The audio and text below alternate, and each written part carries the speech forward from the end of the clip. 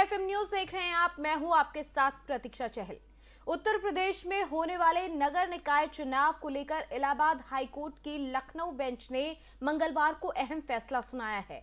High court ने बिना OBC आरक्षण के नगर निकाय चुनाव कराने का फैसला सुना दिया है। कोर्ट ने कहा कि जब तक ट्रिपल टेस्ट ना हो तब तक ओबीसी आरक्षण नहीं होगा। सरकार या निर्वाचन आयोग बिना ओबीसी आरक्षण के चुनाव करवा सकता है। इलाहाबाद हाईकोर्ट की लखनऊ बेंच ने मंगलवार को 70 पेजों का फैसला सुनाया। अपने फैसले में हाईकोर्ट ने सरकार की तरफ से जारी ओबीसी आरक्षण को रद्द कर दिया। ओबीसी के लिए आरक्षित सभी सीटें अब जनरल मानी जाएंगी।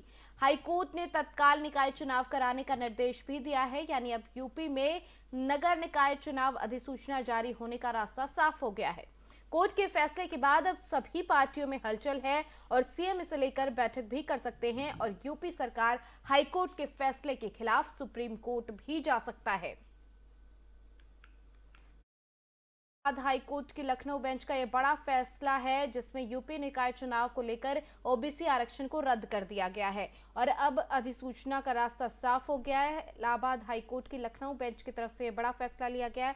ट्रिपल टेस्ट के बाद ही आगे आरक्षण को लागू माना जा सकता है, ये हाईकोर्ट की तरफ से कहा गया है और हाईकोर्ट ने तत्काल चुनाव कराने का आदेश भी दे दिया है। ट्रिपल टेस्ट के बिना नहीं मिलेगा ओबीसी आरक्षण।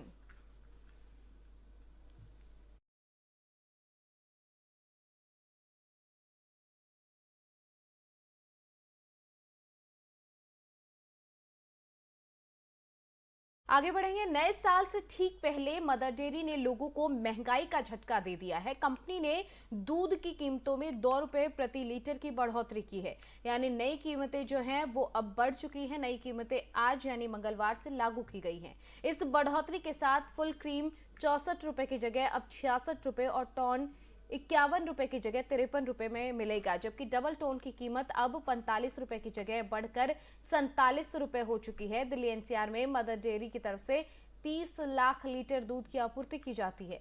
मौजूदा बढ़ोतरी फुल क्रीम, टोन और डबल टोन में की गई है, जबकि गाय का दूध और टोकन दूध की कीमत पहले की तरह ही रखी गई है। इस साल मदर डेयरी की तरफ से दूध के दाम में 5वीं बार बढ़ोतरी की गई है। कंपनी की तरफ से मार्च से ही ये क्रम जारी है। मार्च में फुल क्रीम की जो कीमत है वो 57 रुपए थी और जो कि बढ़कर अब 66 रुपए हो चुकी है। इस तरीके से 10 महीने में अब तक फुल क्रीम के दाम में 9 रुपए की बढ़ोतरी हो चुकी है। वहीं अगर टोन और डबल टोन की बात की जाए तो दाम में 6-6 रुपए की बढ़ोतरी अब तक देखी जा चुकी है। लगातार लोगों को ये महंगाई का झटका मिलता जा रहा है और अब एक बार फिर दामों में बढ़ोतरी होने से आम आदमी की जेब पर एक बार फिर से झटका लगेगा, क्योंकि दूध एक ऐसी जरूरत है जो हर इंसान खरीदता है और उसके बाद दूध की कीमतों में लगातार इजाफा होता जा रहा है और एक बार फिर से 2 रुपए लीटर की बढ़ोतरी देखने को मिली है। ये बढ़ोतरी फुल क्रीम, टोन और डबल टोन दूध में है, जबकि जो टोकन दूध है उसमें कीमतों में बदलाव नहीं किया गया है। मदर डेयरी ने दूध की कीमत बढ़ा दी है, जिससे आम लोगों के लिए कहीं ना कहीं नए साल से पहले एक बड़ा झटका ये लगा है।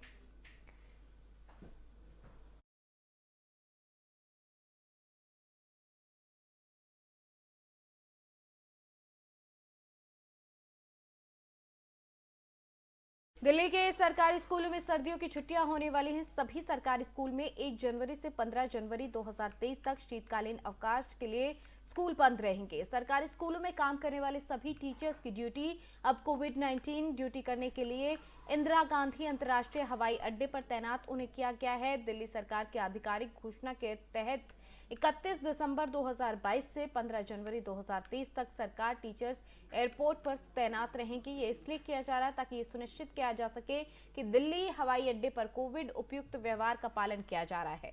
दिल्ली में कोविड-19 मामलों में अचानक बढ़ोतरी देखी गई। दिल्ली सरकार ने सोमवार को दिल्ली के सभी सरकारी अस्पतालों को आने वाले दिनों में बढ़ते संक्रमण के मामलों में के मद्देनजर अधिकारियों को किसी भी तरीके से की स्थिति से निपटने के लिए तैयारियां पता करने के लिए सभी अस्पतालों का दौरा करना शुरू कर दिया। साथ ही केंद्र सरकार ने लोगों से मास्क पहनने और सार्वजनिक स्थानों पर सुरक्षा मानदंडों का सख्ती से पालन करने की अपील की है।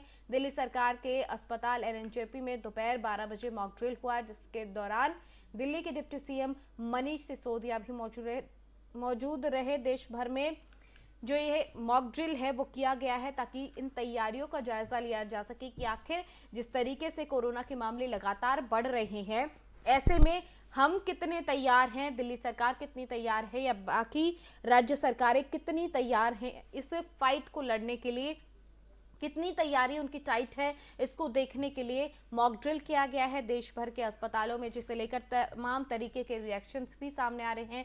दिल्ली के एलएनजेपी अस्पताल में 12 बजे मॉक ड्रिल हुआ, जहां पर डिप्टी सीएम मनीष सिसोदिया मौजूद रहे। तो लगातार मॉक ड्रिल हो रहा है, तैयारियों की जांच की जा रही है। आपसे बार बार हम अनुरोध करेंगे और एक बार फिर ये अनुरोध कर रहे हैं आपसे कि सभी दर्शक जो है वो अपना ध्यान रखें और किसी भी हाल में जो कोविड-19 के नियम हैं उनकी अवहेलना ना करें, क्योंकि बहुत ज़रूरी है कि आप अपना ध्यान रखें, क्योंकि अगर आप अपना ध्यान रखेंगे तभी आप अपनों का ध्यान रख पाएंगे। इसलिए बहुत ज़रूरी है कि आप कोविड-19 की गाइडलाइंस का पालन करें। मॉक ड्रिल फिलहाल हो रहा है, मॉक ड्रिल को लेकर किस तरीके से रिएक्शन सामने आ रहे हैं वो भी हम आपको बता रहे हैं। नए साल की में अब लोगों को ये ध्यान रखने की बहुत ज़्यादा ज़रूरत है कि कोरोना के काल में एक बार फिर हम ना फंसें, और इसीलिए सबसे ज़्यादा ज़रूरी है कि आप कोविड-19 के नियमों का पालन करें। आईजीआई एयरपोर्ट पर 31 दिसंबर तक सरकारी जो टीचर हैं उनकी ड्यूटी लगा दी गई है, ताकि ये देखा जा सके कि किसी भी हाल में वहां पर नियमों की अवहेलना ना हो। अगर बात की जाए मॉक ड्रिल की, तो देश भर में अस्पतालों में मॉक ड्रिल किया जा रहा है कि आखिर हम कोरोना से लड़ने के लिए, उससे निपटने के लिए कितने तैयार हैं।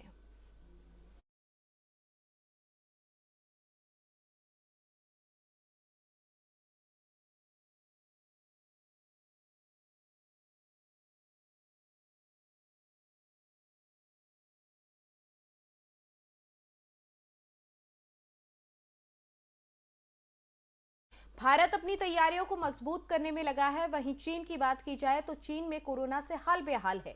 जहां चीन में बढ़ रहे कोरोना के मामलों के चलते दुनिया भर में चिंता है, तो वहीं दूसरी ओर चीन ने अंतर्राष्ट्रीय उड़ानों से प्रतिबंध हटाने का ऐलान कर दिया है। इतना ही नहीं, चीन के राष्ट्रीय स्वास्थ्य आयोग ने ऐलान किया है कि 8 जनवरी से विदेश से आने वाले यात्रियों को क्वारंटीन नहीं किया जाएगा। चीन सरकार ने पिछले दिनों भारी विरोध के चलते जीरो कोविड पॉलिसी से छूट दी थी। इसके बाद से पूरी दुनिया की चिंताएं बढ़ गई। बता दें कि चीन के राष्ट्रीय स्वास्थ्य आयोग ने सोमवार को ही कहा है कि चीन 8 जनवरी 2023 से अंतर्राष्ट्रीय यात्रियों के लिए क्वारंटीन की जरूरत को खत्म कर देगा।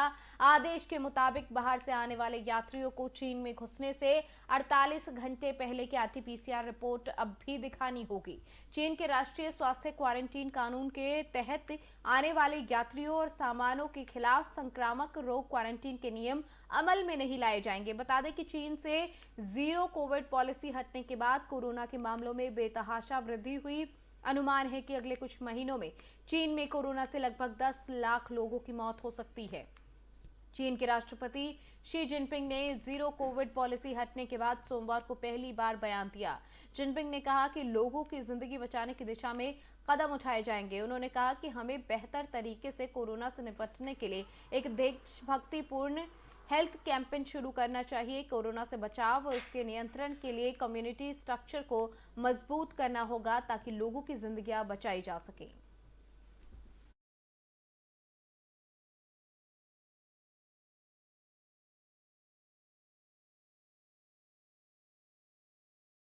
प्रधानमंत्री नरेंद्र मोदी और यूक्रेन के राष्ट्रपति व्लादिमीर जेलेंस्की ने सोमवार को फोन पर बात की। इस दौरान जेलेंस्की ने शांति फॉर्मूले को लागू करने के लिए भारत का समर्थन मांगा है।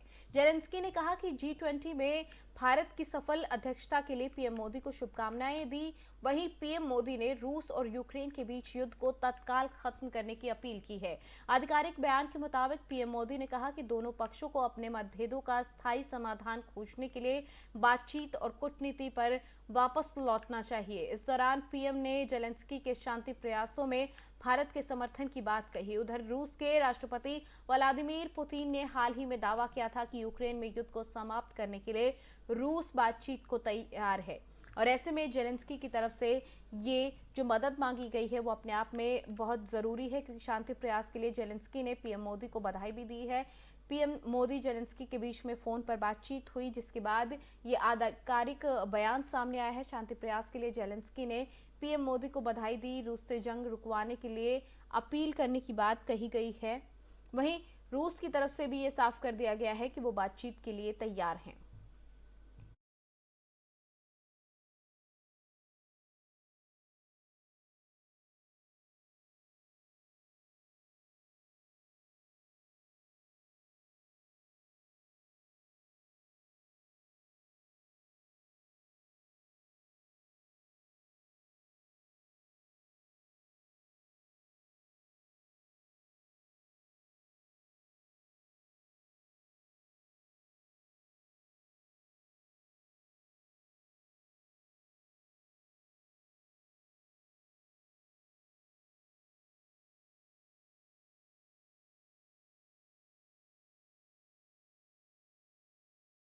ने भारत का समर्थन मांगा है। रूस से जंग रुकवाने के लिए समर्थन मांगा गया है। जेलेंस्की ने रूस से जंग रुकवाने के लिए समर्थन मांगा और साथ ही साथ पीएम मोदी को शांति प्रयास के लिए बधाई भी दी है, शुभकामनाएं भी दी हैं। जेलेंस्की ने पीएम मोदी और जेलेंस्की के बीच में सोमवार को फोन पर बातचीत हुई। जेलेंस्की ने भारत का समर्थन मांगा और इसी को लेकर आधिकारिक बयान भी दिया गया है। रूस से जंग रुकवाने के लिए समर्थन मांगा है।